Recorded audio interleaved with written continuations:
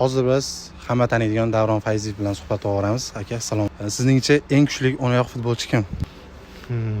Cristiano, Chap oyoq. Messi. Bosh bilan eng yaxshi o'yinchi. Bosh bilan eng yaxshi o'yinchi Sergio Ramos. Himoya. Abduqodir Husanov. Eng kuchli darvozabon.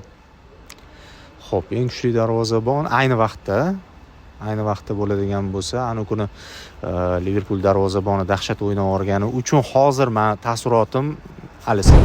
Eng yaxshi dribling ustasi. Xo'p, hozirgi kunda eng yaxshi dribling ustasi Yamal. Ronaldo yoki Messi? Yo'q, bu savolga javob bera olmaymiz. Biz bitta butun qabul qilamiz uni.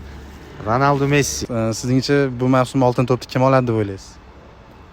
Xo'p, hozirgi kunda da'vogarlar demak Salah, Rafinha va Mbappe. Shulardan bittasi olsa kerak. Top 3talik. Top 3talik shulardan iborat. Chempionlar Ligasini kim yutadi deb o'ylaysiz? Bu qiyin savol. Yarim finalda PSG Real Madrid juftligini ko'rishimiz mumkinmi? Bo'lishi mumkin. O'zim men El Clasico kutyapman. Finalda PSG olish ehtimoli bor, lekin finalda El Clasico chunki hech qachon shuncha yillik Chempionlar Ligasi tarixida hali finalda Clasico bo'lmagan.